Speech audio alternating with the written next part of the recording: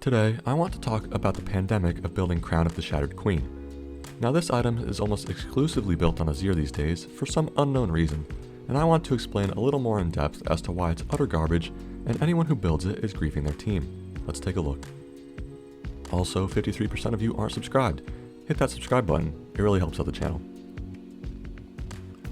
So let's start by comparing Crown statistically to both Ludens and Liandry's, the two primary damage dealing AP mythics. Ludens and Liandry's both give 80 AP, Crown only gives 70. They all give 20 ability haste and 600 mana, and then Ludens gives 6 magic pen, Crown gives 250 health, and Liandry's doesn't have an extra stat. So overall, statistically speaking, Crown loses 10 AP for plus 250 health over Liandry's and gets 250 health instead of the 6 magic pen from Ludens. In my opinion, 10 AP is far more valuable than 250 bonus health because we're talking about mage mythics. These are mostly long-ranged spellcaster champions that, assuming optimal positioning, should really never be in range of potential enemy dive threat. Example number 1, at least in pro play, is Azir. Then we take a look at mythic passives. Crown gives 1% bonus move speed and an additional 8% ability power per legendary item. Let's be honest, these stats are beyond useless. Even Everfrost's mythic passive gives additional 10 AP. Liandry's passive gives plus 5 ability haste, and Luden's gives plus magic penetration, so solid stats to have on AP spellcasters. So in theory, if a competitive game goes to 3 legendary items for a mid laner on average, that champ could either have plus 3% bonus move speed and 24 extra AP from Crown, 15 extra ability haste from Liandry's, or 15 extra magic pen from Luden's.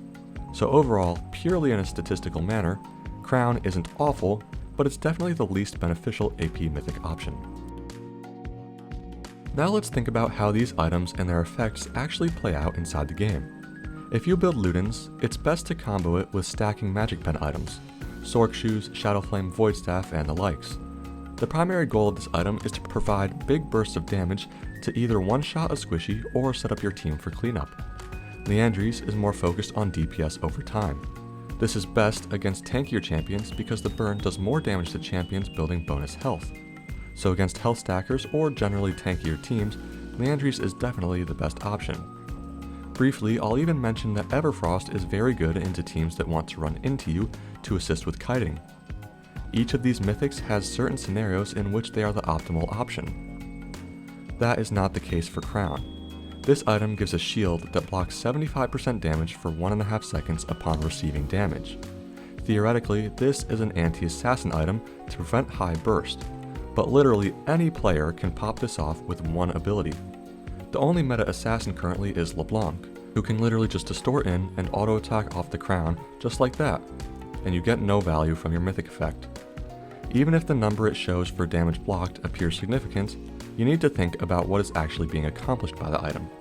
Did it ever actually save your life, or just get popped off by an auto or one basic ability that damage adds up over time? I want to talk lastly about the horrendous scenarios in which pro players build this item nowadays. Heavy poke champions like Jace, Kai'Sa, and Maokai are all very popular right now, so it's hilariously easy to get Crown popped off with minimal effort. It could be popped by a Luden's proc, for goodness sake. So when is this item actually providing immense value? The value from Luden's and Liandry's effects are always guaranteed as long as you're hitting enemy champions. Crown's effect is gone upon taking any damage. A Maokai Sapling, Xayah Feather, or Kai'Sa W. Anything hits you, and Crown is gone for 40 seconds. Pro players are building this item, especially on Azir, no matter the circumstance, because they lack any ability to think. The shield does nothing, and when you realize the big picture, you realize that you're just buying a worse version of Banshee's Veil for your mythic item. So to summarize, Crown is statistically the worst mythic option. The shield effect never has guaranteed value, and the majority of pro mid laners build it no matter what on Azir. Why? I've said it 100 times and I'll keep saying it. Itemization in League of Legends is dynamic. You cannot build the same items every game and expect to win. You need to look at the big picture and examine enemy builds, team comps, and the estimated practical value from each purchase you make. Anyways, that'll do it for my rant on Crown.